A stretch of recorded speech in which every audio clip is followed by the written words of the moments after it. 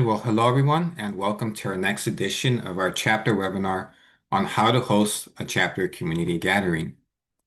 Before we get started, I'd like to quickly introduce myself and our speakers. My name is Angel Rebollar. I am the National Chapters Manager at SACNAS. Been working at SACNAS for the past 4 years now, and I do everything from welcoming in new chapters with our chapter subcommittee, making sure that they're sustaining themselves throughout the year, and hosting all the chapter events at the national conference every year. You could contact me at chapters@sacnas.org if you have any questions or would like to set up a call as well. And our speakers for today are longtime SACNistas that have either hosted community gatherings in the past or are currently in the process of hosting them this year at their respective institutions. Joining us from the College of New Jersey, Dr. Jennifer Aleman and Dr. Giovanna Guerrero Medina from Yale University, followed by Dr. Adan Colon Carmona at UMass Boston. In this hour, we will be going over what is a community gathering, a brief overview of the guidelines and proposal form. We will get to hear from our speakers about their experiences hosting a gathering and conclude with any questions you have. If you have any questions during the hour, please make sure to ask them during our Q&A in the chat. If you are watching this recording, feel free to email us at chapters@sacnas.org if you have any more questions or would like to set up a phone call to discuss about these gatherings. So, what is a chapter community gathering? Previously known as a regional meeting, this gathering is a coming together of at least one active SACNAS chapter with other chapters and groups that either currently have or wish to have a connection with SACNAS.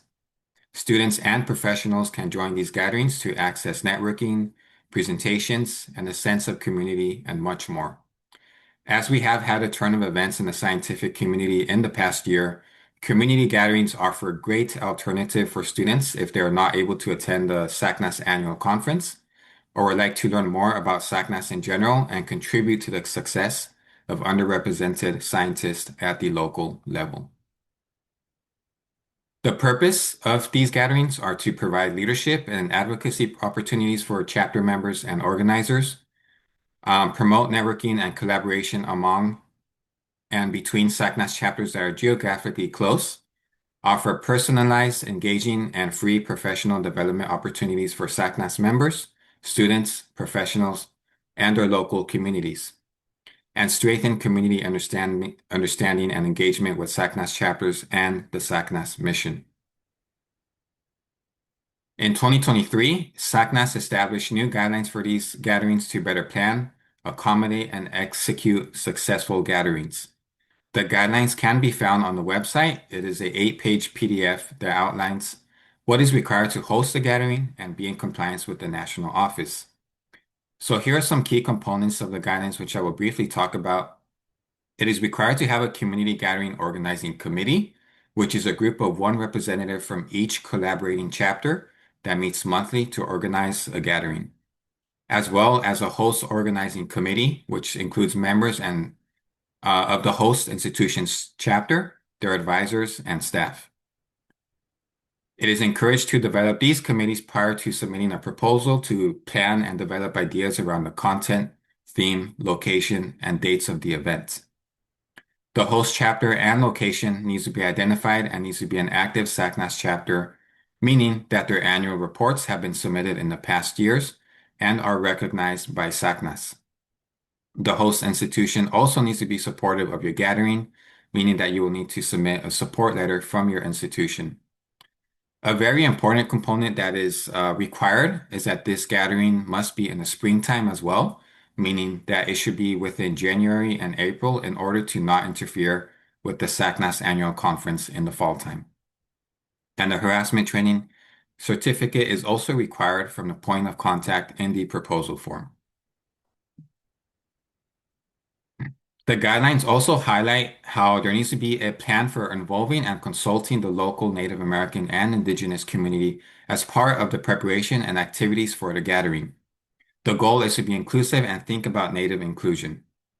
A plan for accessibility should also be part of the planning process to ensure that individuals with disabilities and differing abilities are able to request and receive accommodations.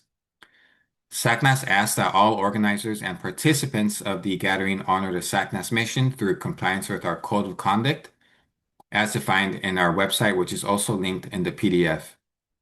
The host organizing committee must ensure that all participants agree with the code of conduct during the registration process. In terms of fundraising and partnerships, the gathering should mostly be funded by the host institution and other collaborating institutions that may also choose to leverage resources to fund the gathering. It is important to know that SACNAS partners may not be approached for potential funding and partnerships for this event. And if you would like to learn more about who our partners are currently, you may contact us. Please email us and we can get you in contact with our partnerships team. In terms of branding, the host chapter is responsible for creating all marketing materials and may receive help from collaborating chapters as well. It is also important to use the chapter logos that your chapter should have, which are both the round and rectangular ones. And please refrain from using the general SACNAS logo as this is a specific chapter event. Now, outlined here is the annual proposal submission deadline. Every year, the proposal will have a deadline of July 31st. They are reviewed by our chapter subcommittee all through August, and then you should receive an update from SACNAS sometime in September.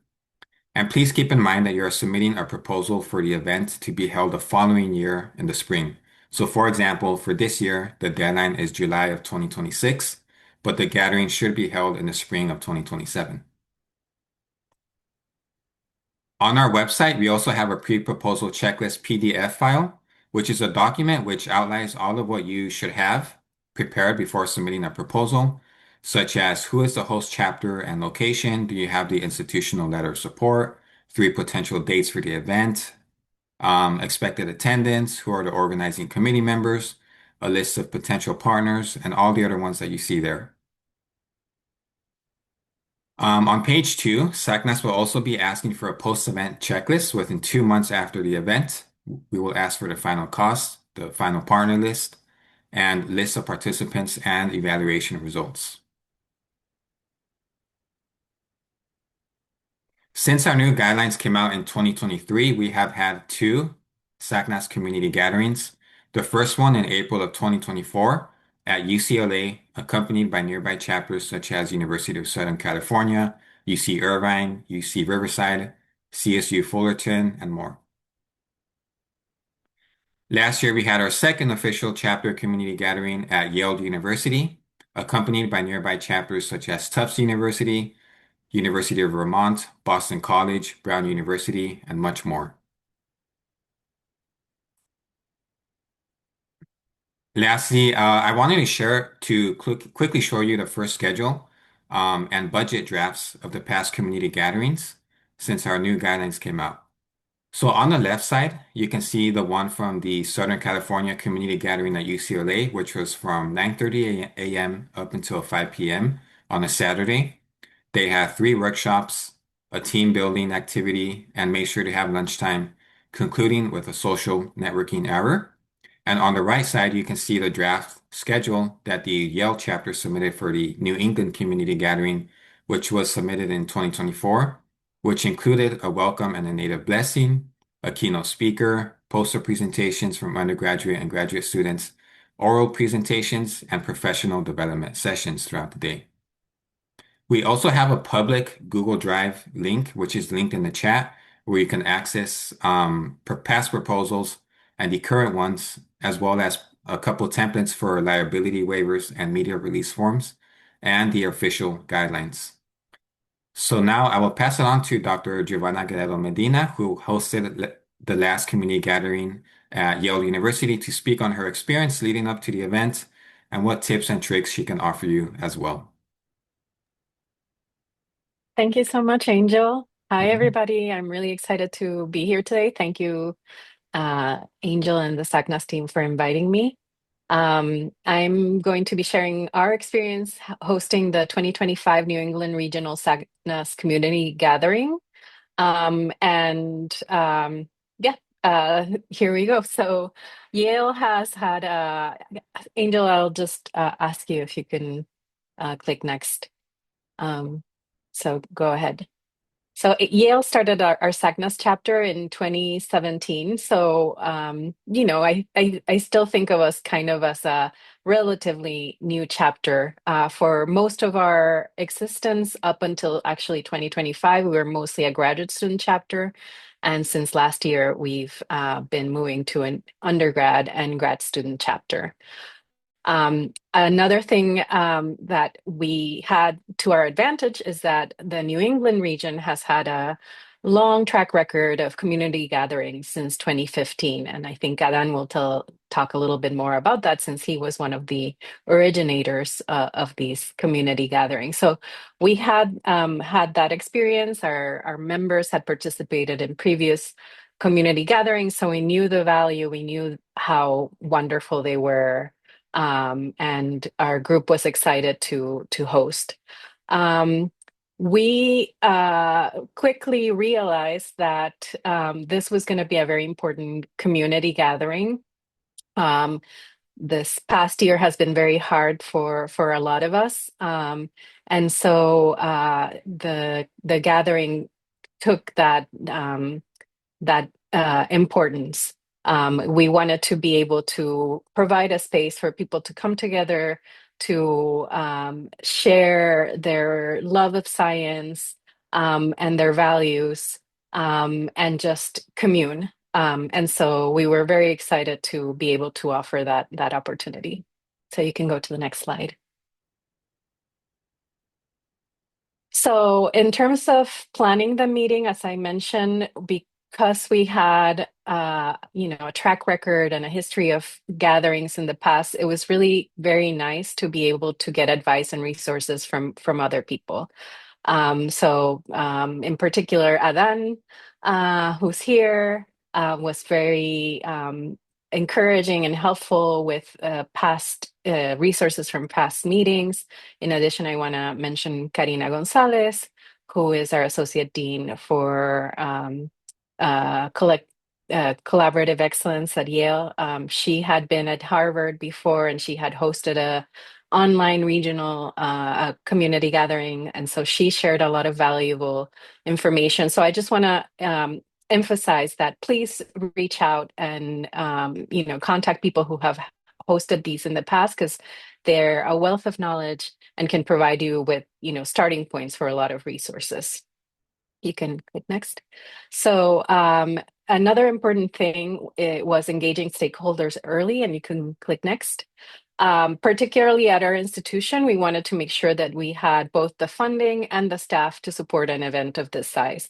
New England is quite a big region. We have, I think, currently 10 chapters.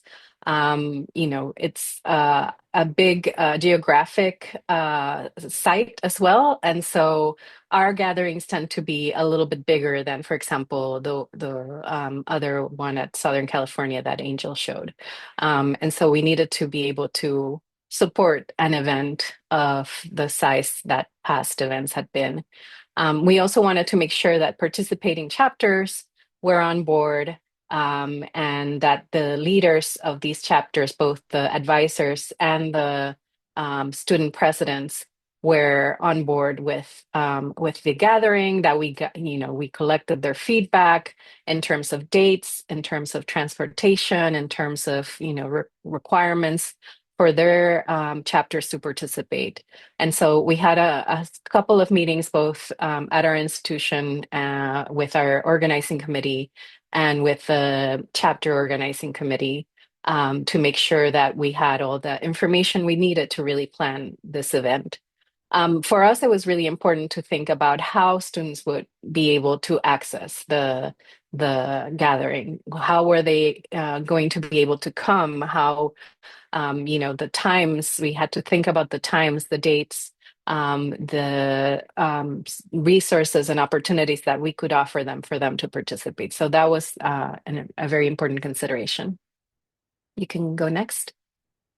Okay, so budgeting. This is the part that a lot of people stress over and have concerns about. In 2024, we had the luck that we had already been talking to Yale for a few years about hosting this event. Our chapter had talked to them about how important these gatherings had been for them, and so we had already laid down the groundwork. And a commitment from the School of Medicine that supports our SACNAS chapter for the majority of the funds, so 10,000.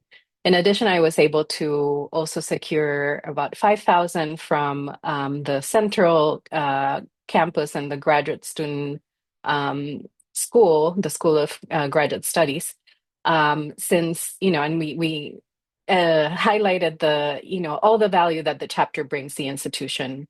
Value in terms of recruitment, helping, our chapter is very involved in our recruitment events. Value in terms of national recognition. Our chapter has won several chapter awards. So all this information we shared with institutional leadership, and we were able to secure additional funding. And then a couple of the faculty and myself, we had some money that we could spend from grants for this. And so this is what we were able to recruit. There are other sources of funding that we didn't pursue that we could have pursued, sponsorships, for example. And so it was, in the end, it wasn't as hard as I thought it was going to be to get the budget for the event. As I mentioned, um, because it's a big geographic region, a priority was travel, how students were going to be able to get here. And so we tried to include ideas for that in the budget. We wanted to make sure that the participants had a good experience. It was a stressful year last year. And so we wanted to give them something that they could remember, that they could, have warm memories about. And we also wanted to honor people's contribution, both in terms of the keynote speaker, the clan mother who gave our blessing, the student performers, and our volunteers. And we had a large volunteer group. So this is our budget. It's quite large. I think, again, we were really very lucky that we had secured quite a bit of funding. But you can click next. I can tell you that this would not, we would not be able to do this today. We're in a very different funding scenario at Yale and nationally. And so I think this is kind of the top last Angel. I'm providing a pared down budget that I think we could have easily hosted an event with fewer resources. So you can click next. And so here is a pared down budget that I provide as an example. I simply took away a few things that I thought were not essential for having a community gathering. So I kept, for example, the honorarium for the keynote speaker, but you could easily have student performance groups that, don't charge, that are volunteering, that are, looking to get their resumes with performances. I kept the hotel for the presenters, but you could think about, bringing someone, a keynote speaker that's local, that doesn't need lodging. Perhaps your region doesn't even need lodging, maybe if it's a more concentrated region. Um, Food, I took away the breakfast. You could think of a shorter agenda that doesn't require breakfast. People can come having had their breakfast. We spent a lot on AV, and to be honest, we didn't really need it. So that was a large budget item that you could cut.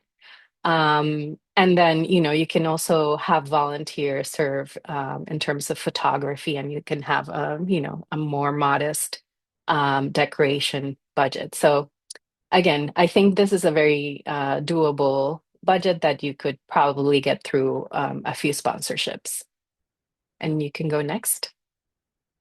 So this was our agenda. Angel showed a little bit, but I just wanted to emphasize the activities we had. After our welcome, opening remarks, and blessing, we had an amazing keynote talk, very, very inspiring. Ecologist, evolutionary biologist, Dr. Sunitha Thayer at Dartmouth. Then we had a series of concurrent oral presentations. We requested abstracts. We had volunteers divide them by topic and organize them and select them. And so we had a number of oral presentations that were going on at the same time. We had a networking and mentoring lunch where there were conversations with science similar to the national SACNAS model. People sat down in tables that were pre-labeled with topics. And then in the afternoon, we had two sessions of professional development, concurrent sessions. And so we tried to have sessions geared towards undergraduates, graduate students, and then general members for each of those sessions. And finally, the event closed with posters and booths and our cultural presentation and closing. Yeah, you can go next. These are our results. We had 173 registrants, and in the end, 142 people attended, which is a really great retention rate. 20 institutions were represented, 12 regional chapters or either current chapters or past chapters. We also invited the University of New Haven, and we had quite a bit of participation from them, which is great. And then there were some farther away institutions that came. Actually, Jen's and some of her students came, which was really wonderful so that she could see, how other regions were holding these gatherings. 31% of our participants were undergrad, 46% were grad students. Most people drove in groups or took the train, and a few chapters hired vans. In retrospect, if I were to change something, I would have had like to engage more faculty earlier, and I would have liked to have more faculty participation. So that's the one thing that I would really try to change in the future for our performance. But we had a really wonderful participation of presenters, 19 oral presenters, 57 poster presenters. There was some attrition in the end, but we had some really good presentations. The poster session was a bit full. Maybe that's another thing that we would try to change, but I wanted to try to give students as much as a chance as possible to share their science. You can go next. And this is my last slide. Um, and you can just click through, Angel, thank you. So these are just a few images from the event and all our different sessions. The poster session, as I mentioned, was really wonderful. Our professional photographer actually took some really nice pictures there, and you can continue clicking. That's our beautiful decorations. And I just want to thank our team, our student presidents, graduate and undergraduate student presidents, my staff who helped a lot in organizing, and my colleague Karina Gonzalez who helped and not featured here, but our Graduate School of Arts and Science was also a really great, amazing partner. And I'm going to put my email in the webinar chat if anyone wants to get in contact with me. If you're watching this on YouTube, please reach out to the chapter's email, and Angel will be able to share my email with you. Thank you. Awesome. Thanks, Giovanna. Very informative. We will now pass it on to Dr. Jennifer Aleman. Thank you. Thanks, Angel. Thanks for having me today. And I'm just gonna piggyback off of Giovanna's nice overview. As she mentioned, as I've been in the process of planning this chapter community gathering for the Mid-Atlantic region that is going to occur March 7th this year.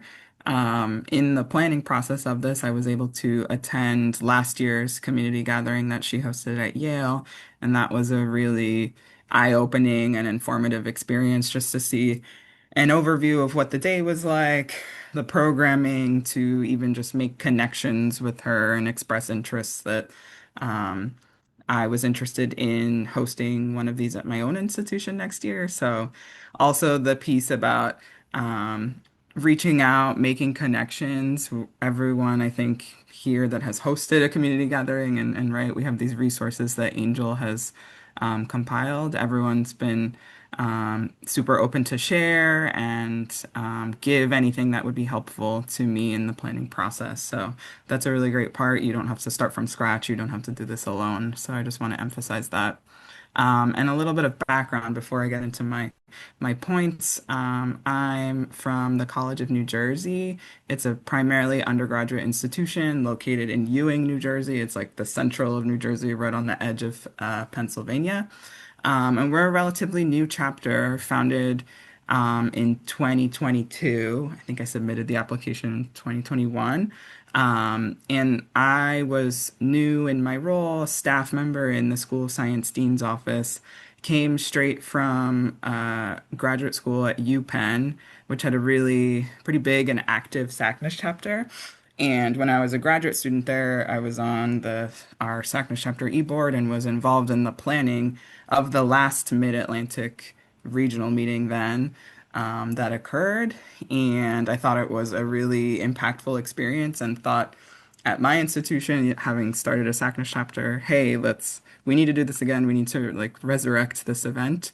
And that's kind of my thinking and transition into this. How I got started, right?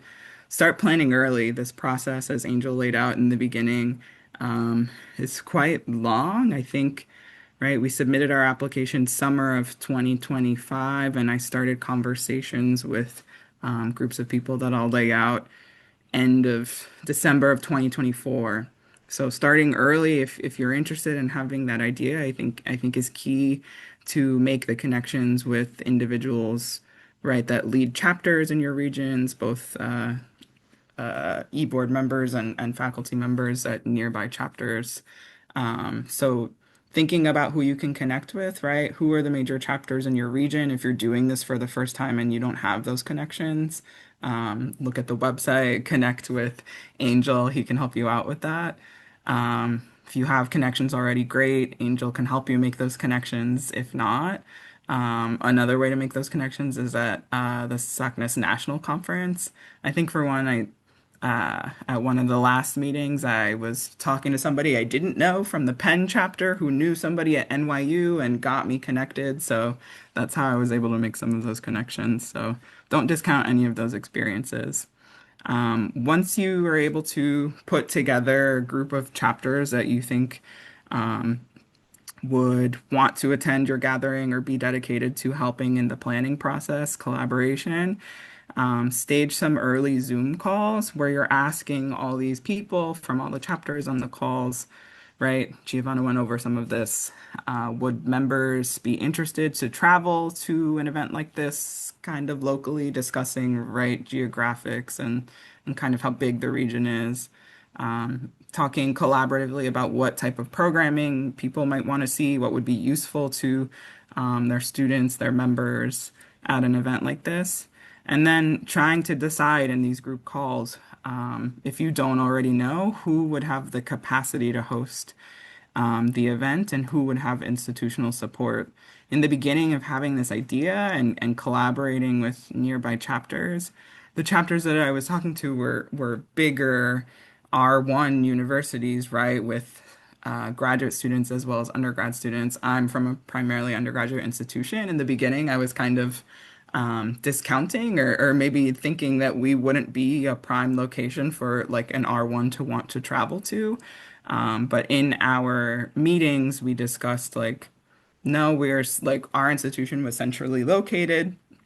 I had the capacity to host the event and was able to find the institutional support. So everyone was willing to give our space and a shot, and that was no problem at all. So I would say if you're from a smaller institution, but you think you have that support and you're kind of like discounting, comparing to yourself to the reputation of other institutions, like don't discount that and have conversations with others that you might be planning with. After those kind of early conversations, once you have the host institution decided, kind of what happens in the process, the lead person goes back to the institution to get that support from internal stakeholders, and the information that's needed to fill out the application. You start thinking about early estimated costs at this point, pre-booking space at this point, and this is occurring right when the application is due, the summer before the event. Next slide. All right. So, some things to think about as you keep moving in the planning process. Um, Moving into fall semester, right? Big things to consider. Number one is funding, which Giovanna went over her situation. I think you can be in different situations depending on, right, your institution type, what funding you have access to, the time, right, grants, funding, the state of science that we're in right now.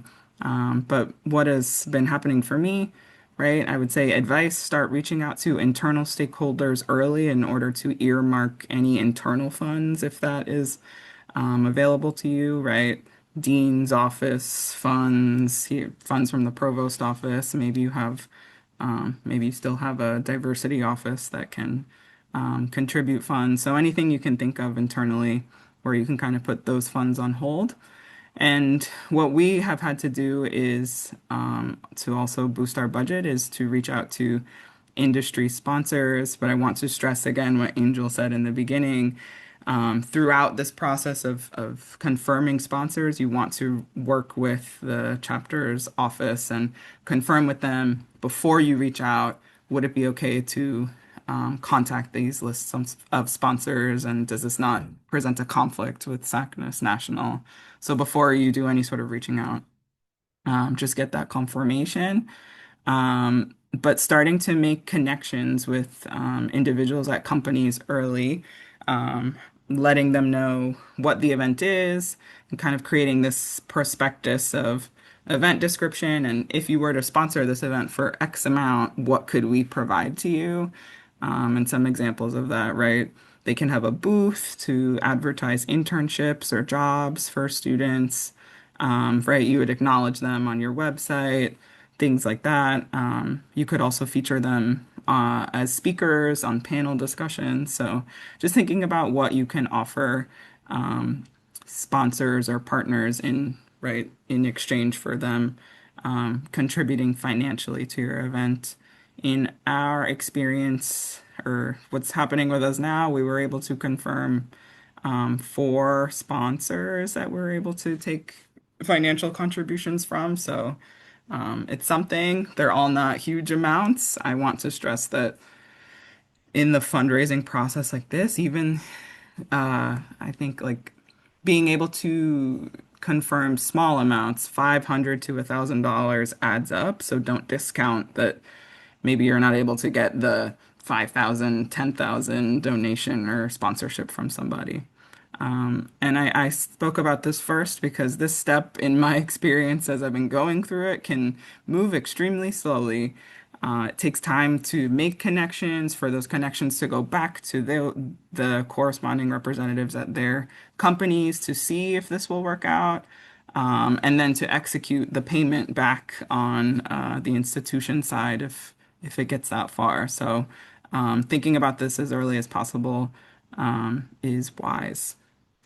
The next thing you should start thinking about is programming early. You need to have a vague sense of what your program will look like for the application. And then you kind of start to pare down and confirm things as you get closer to the event. So start making plans for what your program might look like. I think all of our programs are pretty similar. I don't have an example, but I think Adon will have one later. At least to outline how you think the day will flow. In the beginning, it's really important to outline this program to determine speaker needs, right? Who you might fill in on certain panels to talk about certain topics, right? And thus who needs to be invited to the event, as well as like capacity and layout of the space if you're in like one big space with a lot of different rooms of different sizes. And the last thing that is important to think about early on before, right, before we moved into spring semester, the fall semester before the event begins is marketing. So starting to design both marketing and promotional materials, things you might need or will need, an event website, a flyer or ad that tells people about the event to save the date, a registration form, which is kind of extensive to build, but we have some templates to be able to help out with that. If you go to the next slide, Angel, I have some examples of where we are in the process and this save the date ad that we were able to build recently. that just gives an overview of the event, the dates, times, where it is, just some key things, what we're going to have at the event, the QR links to the registration form. And we have an event website with another QR on the right here, showing our participating SACNAS chapters that we have on board already. And it's looking to be a good event. We're in the process of collecting registrations. I don't know how many people we'll have, but the ad is out there. If you're looking at this online or now and you're in the Mid-Atlantic region, we invite you to attend and we'd be really happy to have you. So with that, I'm happy to answer questions later as they come up. And I can put my email in the chat as well for follow-ups. Thanks. Awesome, awesome, awesome. Thanks, Jen. Very excited to participate in this community gathering. We're like less than 2 months away from it, so it'll be, very exciting. So now I'll pass it on to Adan to speak about the New England community gatherings. Thank you. Good afternoon, everyone. Thank you, Jen and Joanna, for providing a really great presentation on what's been done at Yale and at the College of New Jersey. I think that you've gotten a really great overview of how to do some of that. What I'd like to do in just the few slides that I have is provide a little bit of a perspective on how some of these got started and potentially how we might pivot considering the times in trying new things and making sure that these get going. So as mentioned, that was mentioned earlier, we got our community gatherings going off the ground in 2014. This was initially a conversation between Boston College and UMass Boston, but then we engaged several other New England campuses that in some cases did not have a chapter, I should mention. These were SACNistas at these other institutions. They just did not have a functional chapter. But it was important that we collaborated on those initial discussions. Some key features, if you're thinking about planning a gathering, is so far, I think almost all of these have been free in nature, so that does require a budget. But making it inclusive, a lot of our students can't necessarily travel to the national meeting. These local gatherings are intended so that it's accessible. And so making sure that these are there's no financial barrier to them participating. The second thing is that the spring semester, at least in New England, also means weather considerations. We have had snow. I think both at Yale there was a slight snowstorm as we were leaving, and it's always a consideration depending on where you are. But certainly depending on when you choose to have your meeting in the spring, and the weather around that time will be important. The other big reason for having it in the spring, which was not mentioned, is the fact that you don't have conflicts with some of our undergraduates participating in summer internships. And so this facilitates those undergraduates that are doing research in your campuses to participate. And so the two key things that I'll mention from several years of doing it is that you want to keep it simple. Don't overcomplicate it. You can't have a national meeting, so don't. So just keep it simple and don't do it alone, for sure. UMass Boston did host the second one sorry, that's a mistake. It was 2016 that we hosted it, but we did not do it alone. And certainly we leveraged institutional resources for us to be able to do that. I should mention that similar to Giovanna, we leveraged grants that existed on our campus to execute some of those activities. Over the years, in the New England region, I've listed here some of the institutions that have participated. As you can see, some of these are R1 campuses. We recently just switched to an R1, but when we hosted it, we were not. And they vary, medical campuses versus not. And I think it's important to know that once you get it going, I think that there is this group of chapters that see it as something to look forward to, and wanting to gather in the spring to maintain that Sagnista community going. Next slide, please. Um, and so.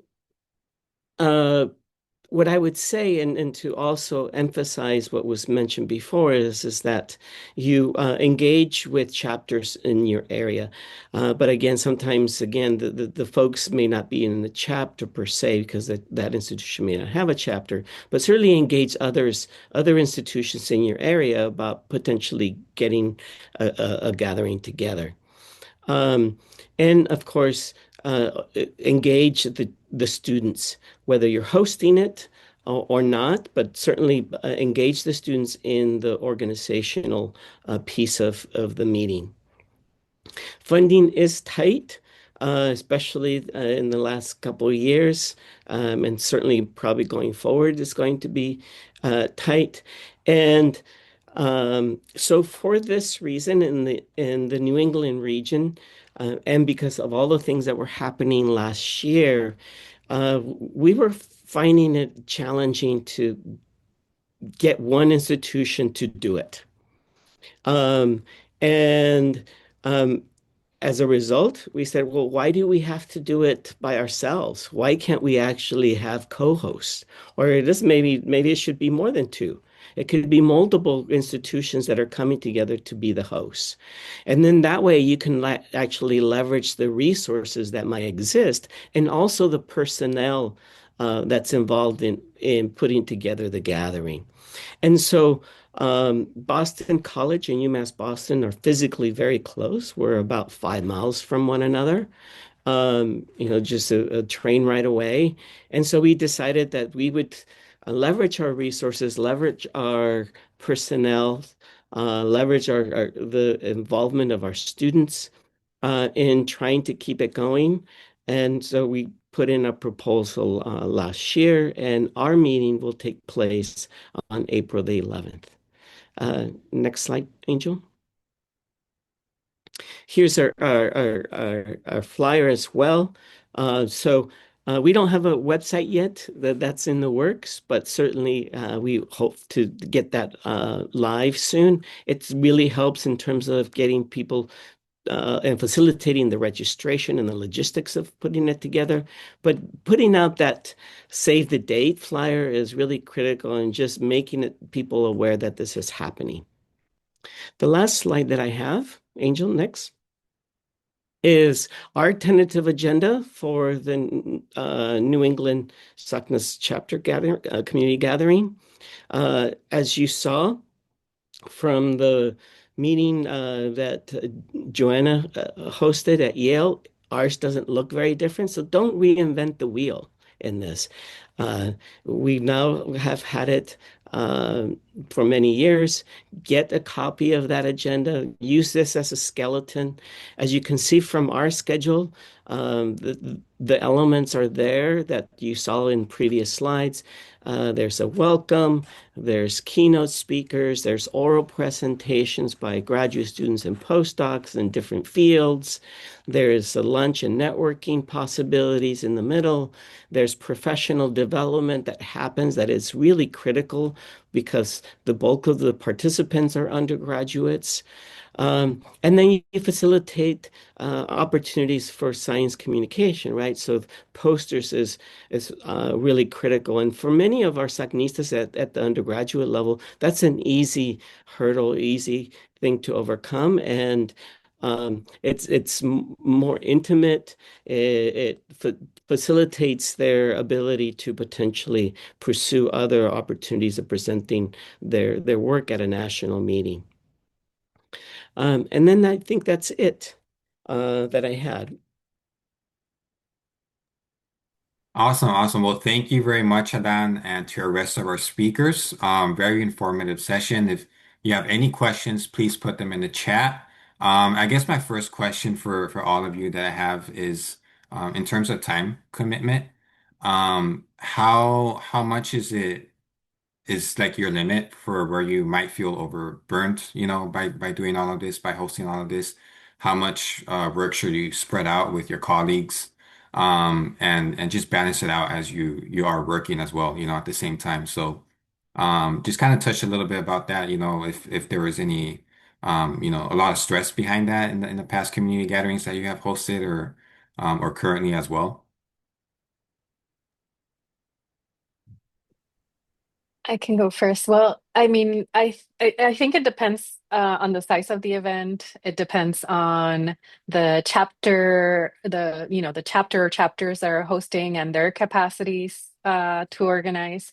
But in general, I didn't find the planning to be too hectic. The things that were most perhaps intensive did require volunteers, so you have to think about who you might recruit for these type of things. That was the abstracts evaluations for oral presentations and posters, and for like organizing that whole thing, that like mini conference aspect. And then the day off, we were lucky that we partner with our Graduate School of Arts and Sciences, which has a fellows program. And so, in addition to the chapter members, we also had support from the graduate student fellows, who help man the registration tables, like move, stuff around and set up the rooms. So that was really invaluable. That I think it for us that day was a little bit hectic as well, because of the size of the event, we had we had several rooms and several locations, not too spread out, but still, we had to make sure that people knew where to go, and we had to have signage, we had to have people to direct participants from one building to another. So if you can find a location where, all the sessions are, that makes that a lot easier. So some of the logistics, as you consider them, can make your life and your team's life a lot easier. If Yeah. if you can make those changes, yeah. Yeah, very true. For me, it's been ebbing and flowing. I'd say in the beginning process, it's not too much to go that's going on, but as you get closer to the event, obviously things that are happening in the planning process become a little more time consuming. I think it's important that you have that institutional support in your main role to know that, right, as the event gets closer, you might have to spend a little bit more time on organizing and contacts and just things for the event. So I'm lucky that I have that support. And now until our event, I'm mostly going to be handling the logistics of that. But leaning on, right, your internal, right, committees that you've made, host organizing committee, other faculty, your chapter to help delegate with some of the planning is important. And right, I think as I get closer to the day, as Giovanna said, there's going to be things that need to happen, but having volunteers to help execute on the more time-consuming tasks on the day of is super important to coordinate. Mhm. Um, yeah, I would add that currently we're meeting once a month with the larger group, approximately. But within the organizing committee, host committee, uh, we started off every other week, and we just recently moved to meeting every week to discussing some of those details. And they tend to be just 1 hour meetings on Zoom. We know that this is going to get more intense as the date approaches, and some of the logistics need to be figured out. So certainly starting earlier is way better. I agree, from now being involved in um, these events for multiple years, trying to have um, the presentations and all the gathering on the day of in one location is really, really helpful. Because then the logistics of it becomes super simple, as you could potentially just be in one building. If that's not possible, then just trying to keep it simple as will help in terms of the logistics on the day of. And it looks like we have another question from Crystal. Let me just allow her to talk.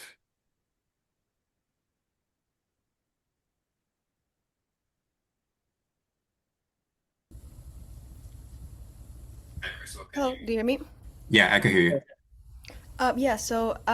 My question is, how far do you go when you plan these events? Like within the state or like nearby states? How far do you go? I'm just thinking about that because currently in Michigan, and there aren't that many SACNAS chapters in Michigan. But thinking about going more into Ohio, but just trying to get your insight on like how far you went in your area. I could maybe start. Um, so note that it's a chapters gathering, so it could take as minimum as two. If you have just two nearby, let's say Michigan State and University of Michigan, and you just want to get together, that's sufficient to have a chapter community gathering. Of course, there's other institutions that are in your region, and so you would want to reach out to those that are I would say within at least 2 hours away is totally fine. People can drive in 2 hours and get to your location to have a gathering. In New England, you can get to all the different New England states in 2 hours, so it's super easy in that way. But if you're in a place where it does require quite a bit of a drive, I would say 2 to 3 hour drives is plenty for someone to get there in the morning and then get home safely at the end of the day. All of our New England gatherings have been a single day meeting.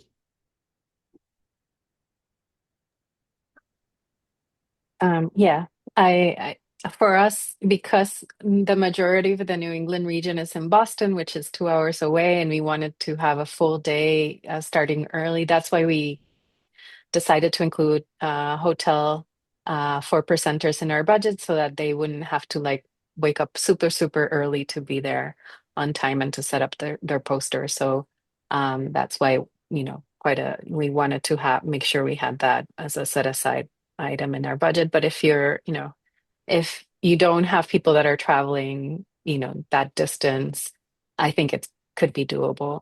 And I agree with that, Dan, just making it easy for yourself and starting with what you have, the chapters that are around you. Already it'll be a huge impact and a really wonderful experience for the trainees. Um, the other thing you can consider that we did is after a period of registration and promotion among the regional chapters, um, we had still some space available from our projected maximum registration numbers. And so the chapter decided to also start advertising with local universities that the chapter also wanted to develop more relationships with. And I thought that was a beautiful way of, sharing the SACNA spirit and potentially bringing in new institutions to the SACNAS family. That's why we had participation from the University of New Haven. We had also sent it around to a bunch of other universities, and some people did come here and there. And I have to say, when we opened it bigger, we actually had people that signed up from as far away as the University of North Carolina, Chapel Hill, which was a big surprise. But one student wanted to visit Yale and had some funds for traveling, and so he registered for our event and participated in it. So you never know who might attend. Yeah, and speaking on that as well, you could always reach out to us, to SACNAS, if you would want like a list of SACNISTA members in your area. So in Michigan, I know we have a lot of, SACNISTAs in there. So you could contact me at chapters@sacnas.org, and we could send that out to you whenever you would like. And any other states surrounding, maybe in Ohio as well or in Illinois. So that's another way to hopefully help out with this.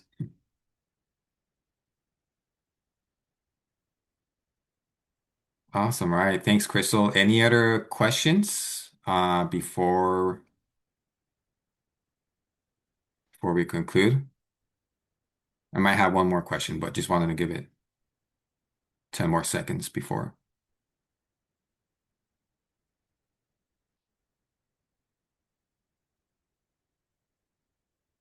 Well, in the meantime, I guess for my last question is in terms of the post evaluation, which I was stating in the beginning. How in terms of difficultiness, I guess how difficult was getting that evaluation results, and gathering that information after the event. How was everybody able to respond to your surveys? Were you able to see who attended? Like just how that process was to gather that because, like I stated, you are given 2 months after the event to provide that back to SACNAS. I think Giovanna should take this one. I think you're the first one that's implemented it really well, and I think the numbers speak for themselves. Yeah, so you have to set aside in your planning some time for post event Yeah. communications, post event, you know, debriefing and post event reporting, so that you should in your timeline make sure you include those plans as well. Um, we used Qualtrics, and we actually included in the badges, the front of the badge had the name, and then the back of the badge had a number of QR codes to things that were important for the participants, from the agenda to like the map of um, the event sites. And then it also had the post evaluation survey. It was on all our running slides. And then we had a number of communication messages to go out afterwards to the people that had registered, to make sure, that they responded to the survey over a period. Qualtrics makes that very easy. There's other software that you can also use that, probably has similar capabilities of like programming messages to go out periodically. And then for our presenters in particular, we really wanted their feedback. And so we, made sure to ask for that repeatedly from them, particularly if they won an award. Um, yeah, and then in terms of the attendees, the response, now I can't remember how many responses we actually got. But we also kept track in the registration of who came in. And so the numbers that I have in terms of how many people actually showed up are not from the post-event survey, but are real numbers from the registration table. Yeah.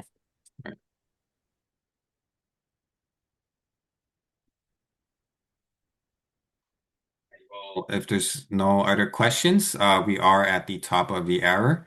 So thank you very much to all of our speakers. A round of applause for them.